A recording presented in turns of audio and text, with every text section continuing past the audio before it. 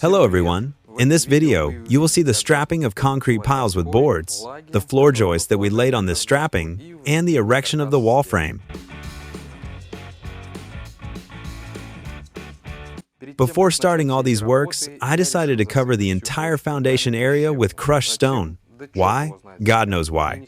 I didn't want damp earth under the house, and working in clay after the rain, for example, would have been simply impossible. So I laid geotextile, ordered 25 tons of crushed stone. This time, I didn't spread it myself. The last time was enough. I found cheap labor, whom I personally drove to the site in the morning.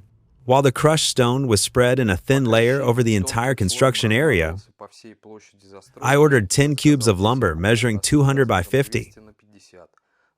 With delivery, it cost 106,000 rubles. Those were the times back in 2020.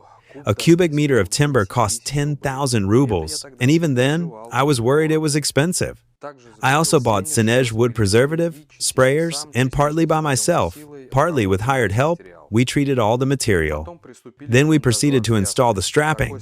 I chose this method, specifically using boards instead of beams, after watching many YouTube videos. This option is longer and more labor-intensive, but it's much stronger against bending, and the connections, the embedding of joints, are much more reliable. The maximum distance between the piles under my house is 3 meters. One 6-meter board will rest on 3 piles. First, we align the outer row of boards along the long wall using a string. Between the boards and the metal pile caps, I place roofing felt. Beautiful board, right? From an excellent sawmill. The boards were fastened together with studs, approximately every meter to 1.5 meters. At the corners, we used brackets, which were also fastened with studs.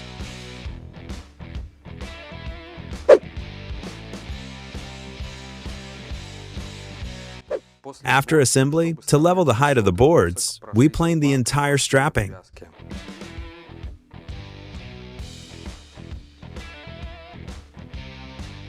Then I decided to cover the entire strapping with mastic from above. I didn't want water to get into the gaps between the boards. For some reason, it seemed very critical to me at the time. And the final stage is the definitive screwing of the boards to the pile caps. The strapping installation took 2 days, after which we started installing the floor joists. They are made from the exact same 200x50 boards.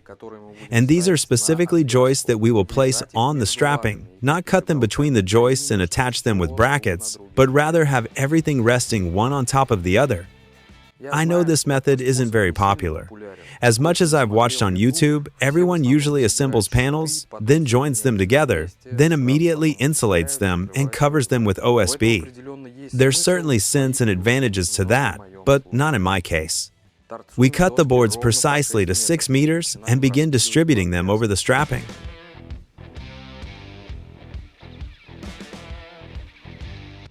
The distance between the joists is 40 centimeters. We nail them to the strapping, 1 to 2 nails on each side at the connection point.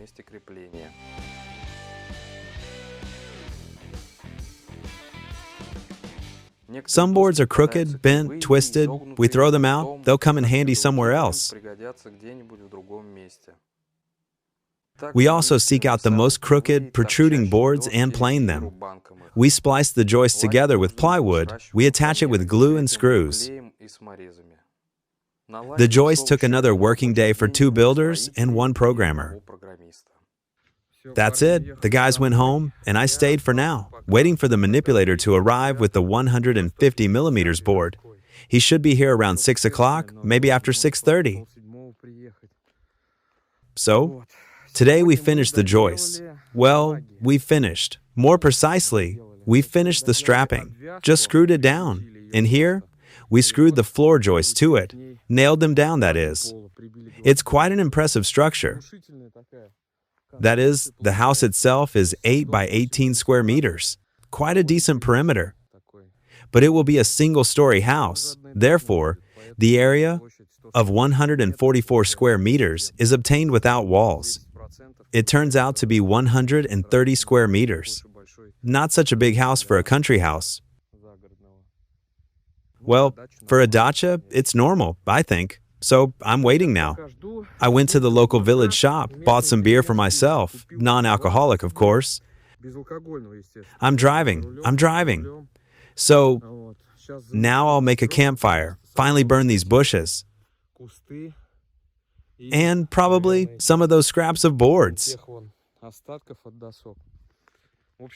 In short, I'll sit for once at the dacha with a bottle of beer by the campfire, which we, by tradition, call stability. My stability today will be in this kind of setup.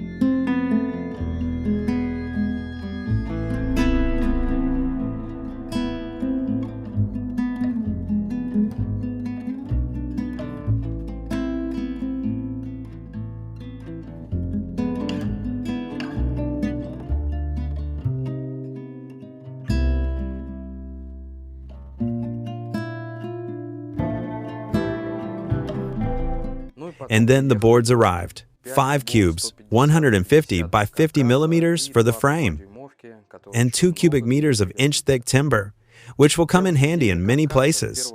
For erecting the frame, first and foremost, we built a trestle, which would stand on the joists, making it convenient to work from. And half an hour later, the house began to grow in height. We put up the first stud, and the frame of the first wall began to take shape, which was fully ready by lunchtime.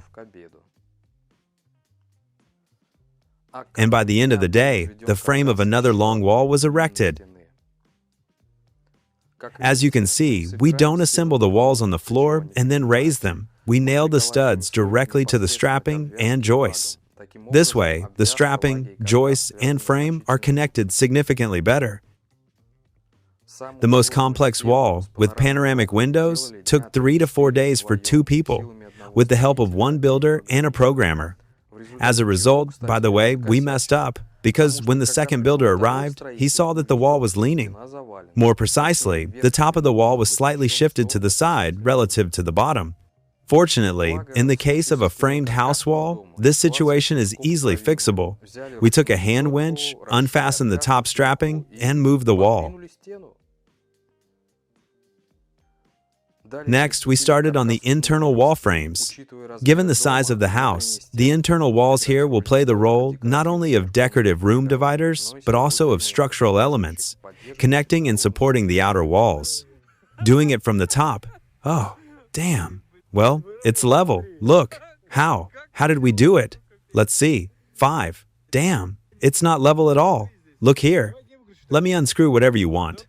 Damn. Who knows what to do here now? Now we just need some kind of plank like that, with a screw. Damn it. The framework for walls between living rooms is made from the same 150x50 mm timber. The framework for walls between technical rooms, I will later build alone from 100x50 mm timber. All these works, which are in this series, can probably be called the easiest and most pleasant. They are done quickly and quite simply. The result is immediately visible. The house grows and takes shape not by the day, but literally by the hour. Further on, of course, it will be significantly more complex and longer. Next is the roof. In the next series, I will show you how we made homemade I-beams for a flat roof, how much effort, time, money it took, and what the final result was.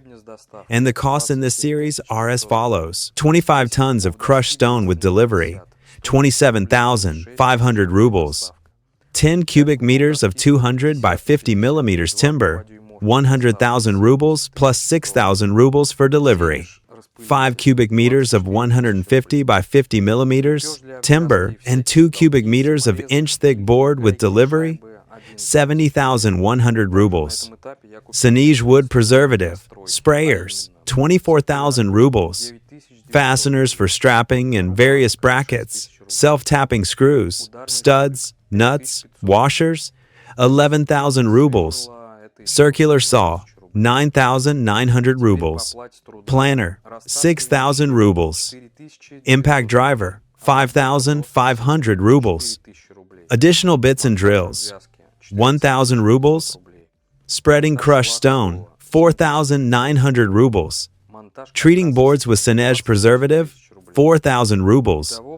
Strapping installation, 14,500 rubles. Floor joist installation, 7,500 rubles. Wall frame installation, 28,000 rubles. In total, it turns out that in this series, I spent 319,900 rubles. And in total, at this stage, 1,113,800 rubles have been spent on construction. Thank you for your attention. Subscribe to the channel so you don't miss the next video. Like it if you enjoyed this video, and goodbye everyone.